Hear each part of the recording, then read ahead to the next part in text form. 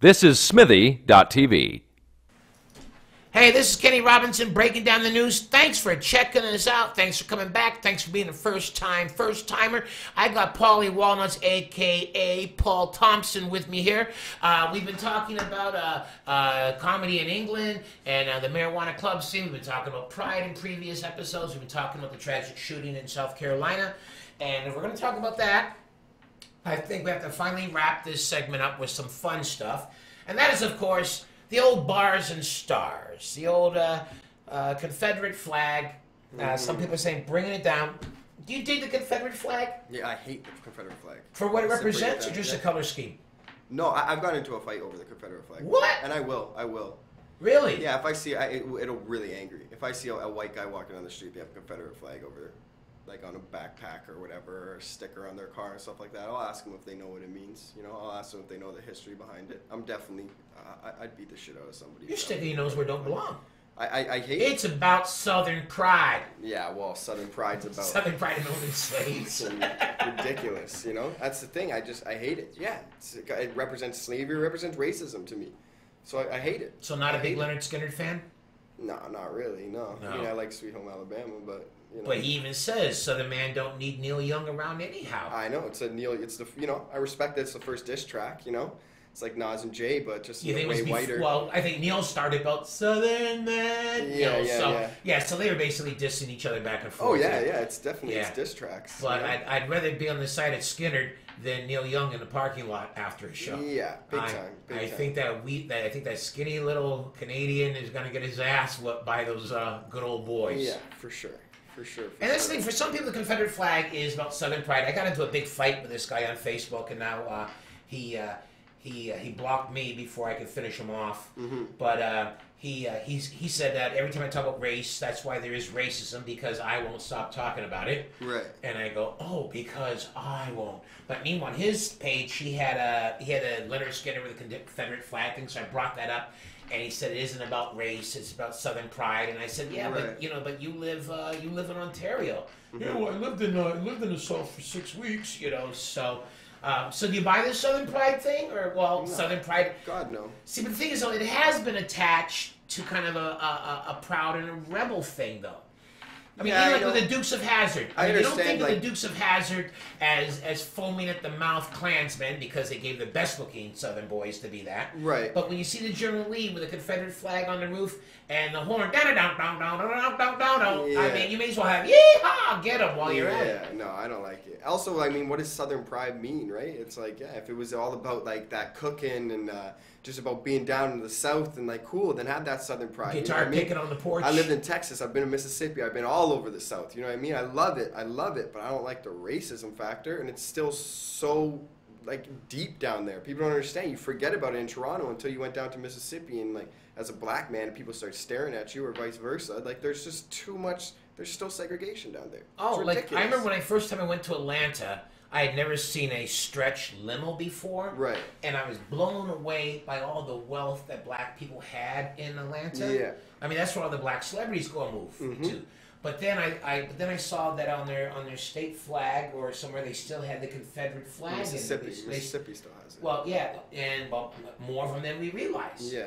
But I'm thinking like, well, this is great. They have all this wealth, but they still got to wake up with that stars and bars flying over their head. Absolutely. Yeah, big time. I don't know what can be done, but obviously the media doesn't help and stuff like that. Well, right now they're trying to, I think they're like a lot of people are upset that after the shooting, the stars and bars are still flying high. Yeah. But there's a reason, because there's no pulley on it. You can't take it down. It's up there. You got to remove the whole pole. And apparently their state legislature says you had to have a 2/3 of the vote to remove it. It's bad timing for that. I mean, I don't know. Obviously, there's a lot of black-white things going on right now, so it's just the worst time for a white guy to make a racist attack, because there's no other way to go about that other than that. Now, who's the rapper that had the Confederate belt buckle? I don't know. It would have been a white guy, obviously. No, it was a black guy. Was it? Yeah, he had. There are two guys. Somebody 500. I can't remember the names now. The one they went off and they made a movie later on to it. I think they split up for a while. Andre 2000? Yeah, Andre 2000. Who was his partner? Big Boy.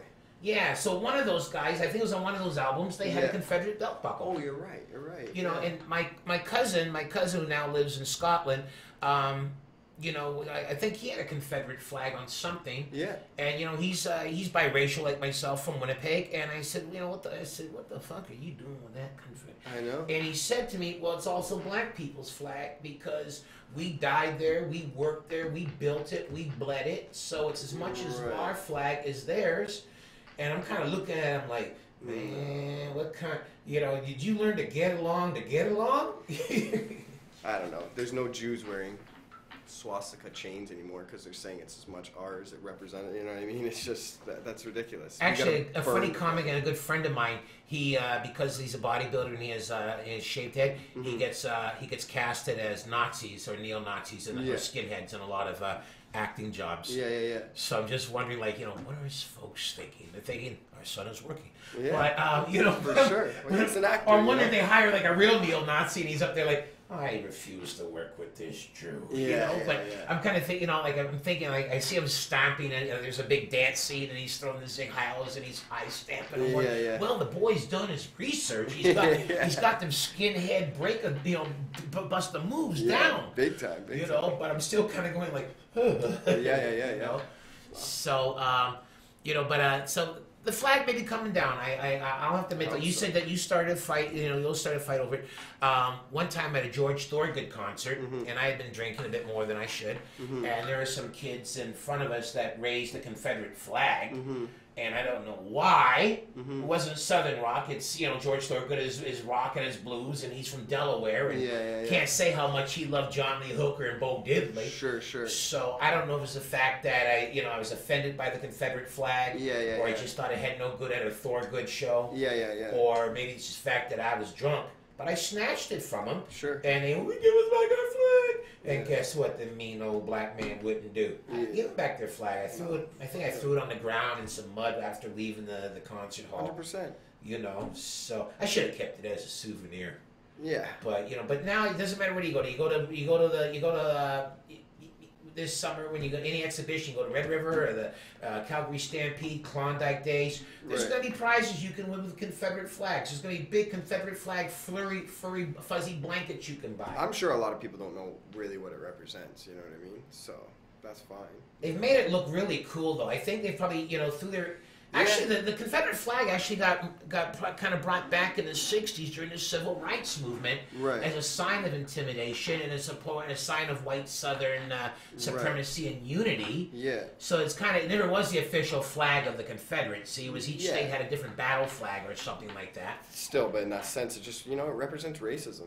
It has a racist past to it, so they need to stop that. It's ridiculous. I don't know if it can. I mean, it made too many movies where Errol Flynn was the Confederate officer that went to West Point. And, you know, you got, it's too tight. Outlaw Josie Wales, Clint Eastwood. You know, well, considering Clint's Republican, you know, right-wing stances, maybe it wasn't such a big sacrifice for sure. Oh, keep it up in the movies. There's nothing wrong with that. You know what I mean? There's nothing wrong with it. Let the history be known. As long as we don't forget that they lost. Yeah, big time. Well, that's the thing. When you see the Confederate flag, they say the South is going to rise again. But I don't think they're talking about the biscuits in the oven, are they? No. No. God, no. No, it's disgusting. I hate that stuff. I hate it.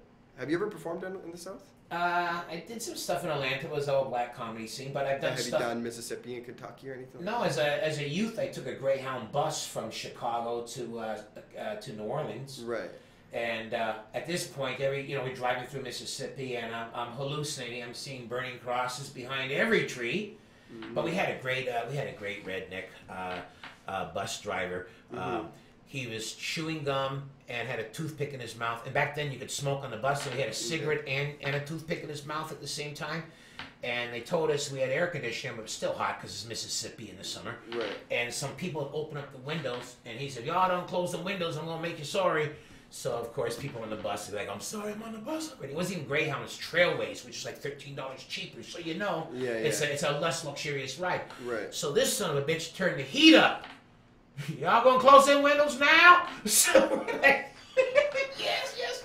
So my buddy from Winnipeg and I, we're going to New Orleans, and we meet up with these guys that are going back to university. They're going to school in the South, and these are, I guess they could be referred to as uppity. They was uppity black dudes from Chicago, and one guy like had the orange curlers in his hair, and we're drinking with these guys in the back, which you know, not supposed to drink in a bus anyway. But damn it, we're going to New Orleans. So bus driver gives a whole speech about you know, no smoking of marijuana, no smoking of hashish, no smoking of, and he names every contraband you can because it was being done. And then he tells us, you fellas, he didn't say you boys because otherwise it would have been boys. But he said, y'all in the back, stop making that noise. People are trying to sleep or I'll throw you off the bus.